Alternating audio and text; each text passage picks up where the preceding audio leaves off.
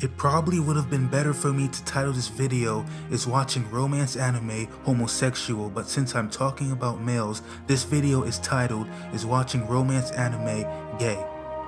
It's no secret that there is a stigma on males watching shows that have majority female audiences, and it's no different when it comes to anime. So is it okay for a guy to watch a romance anime? Well, short answer, obviously yes. I bet most of you didn't know that there are more male writers for those romance anime than there are females, but romance anime are definitely geared towards the more feminine people as our society so defines it. Shows such as Golden Time, From Me to You, Ori Monogatari are all targeted towards females, and then there are anime that target the male audiences such as Prison School, Hunter x Hunter, Full Metal Alchemist, and other ones. But just because it is targeted for a specific audience doesn't mean that it's made for that one audience.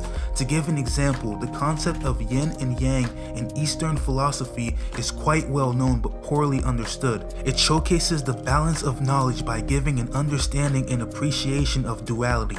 In order to understand and appreciate the light, you must understand and appreciate the darkness. In order to understand pleasure, you must be able to understand pain.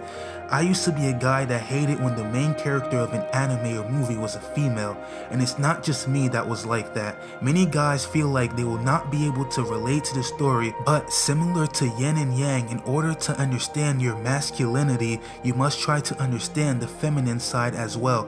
Regardless of whether or not you actually enjoy anime like Clannad, all people enjoy a good story. It is one of the best forms of entertainment. Granted, not everyone wants a romantic relationship as described in romance anime, but many people want to enjoy a good story with such elements. Romance is undoubtedly one of the most popular genres of anime, but don't forget that it can be paired with other genres as well, including science fiction, fantasy, supernatural, and action. They tell stories about how decisions can affect the future, and it also deals with the pain of fate itself. Like, there's a shit ton of anime that have the concept of arranged marriages. One of my favorite anime, Nisekoi, has this concept. Nisekoi follows the daily antics of a mismatched couple who have been forced to get along for the sake of maintaining the city's peace. The main character, Raku, has many girls popping up in his life, all involved in his past somehow. Raku has grown up into a typical teenager, and all he wants is to remain in the background as much as possible while spending his school days. Nisekoi isn't particularly a fresh or new idea in terms of what it delivers. It's a harem love story with stereotypical characters in cliche high school situations. It goes nowhere and is happy enough to play around spinning its wheels. However, despite this, it does manage to stay engaging throughout the whole series. The characters are enjoyable and you'll likely become more than a little invested in the girl of your choice as the show progresses. After all, let us not forget there is a reason that cliches become cliches in the first place. They affect us in a way that makes us want to see them again and again until we get sick of them at least. And if nothing else, Nisekoi makes us remember why we like these character types in the first place. Romance anime usually paint love in two different lights. Love is either the best thing in the world and people live their lives in happiness, or love is nothing but constant pain that fills people with pain and agony just as much as it fills them with bliss.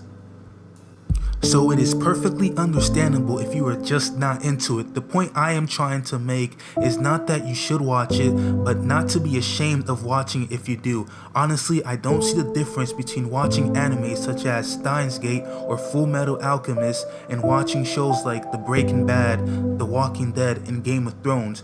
They all have great stories to tell, awesome characters, memorable dialogue, and are a fun way to relax and chill. And the same goes for the comparison between romance TV shows and romance anime. It can just be another way to connect with more people, and contrary to common belief, can actually make you more social and open to talk to new people. Everyone always seems to be invested and willing to discuss any type of anime or theories you may have.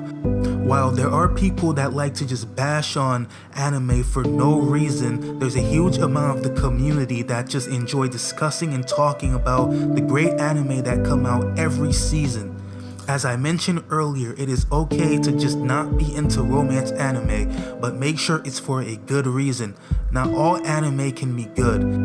When we see the romance tag in anime recommendations, instantly character development comes into our minds. A good romance anime must develop its characters well to firstly portray the immense feelings between the characters, and secondly to allow the viewers to understand what's going on and to empathize with the characters. That goes without saying that the selling point for romance anime are its characters, and many of them are still memorable to us. To give you an idea of what a bad romance anime looks like, one that comes into mind is Iken. Iken is about the life of a schoolboy after he is forced into a mysterious Iken club which is populated by only women, several of whom just happen to have enormous breasts. There's probably a reason as to why you have never heard of this anime, because it's absolute garbage. Sometimes romance anime can be blended in with so much fan service and harem that it just completely washes out the plot. That's exactly what Iken does. It's just an anime with fan service and a shit plot. I'm not gonna name them, but there are plenty of other anime that basically are the exact same thing. An example of a good romance anime would be Spice and Wolf. One thing you learn about shows is that a lot of the times, if it's really popular, it's probably really good. Obviously, there's some good unknown shows out there that are really good as well, and some of them, popular ones, are way overrated, especially anime, but for the most part, if it's buzzing, then it wouldn't be a bad idea to go check it out. Spice and Wolf is one of the more popular romance animes out there, and for good reason. Spice and Wolf is about the life of a traveling merchant who wanders from town to town with just his horse and his cart and whatever wares he has on him, until the night he finds a wolf goddess asleep in his cart.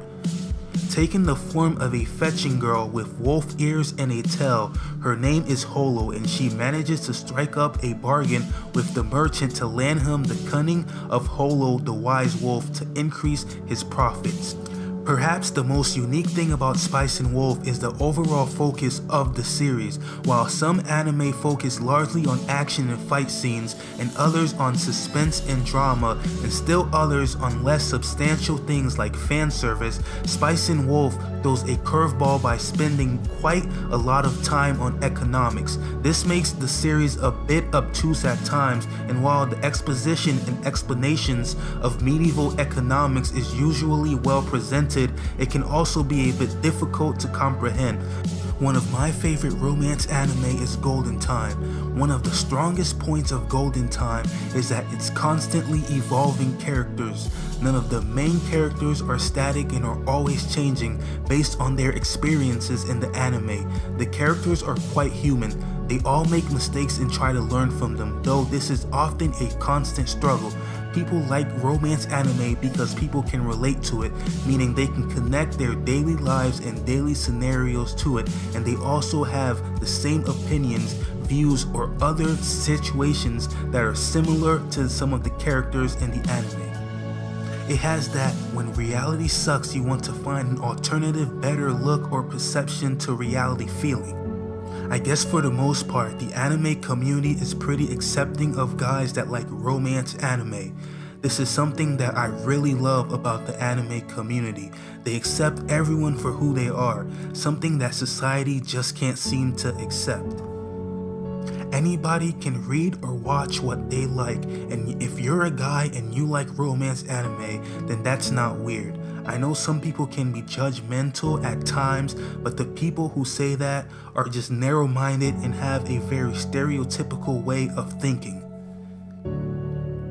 Alright guys, that's it for this video. Please let me know what I should do next. Also, subscribe, leave a like, and turn on notifications.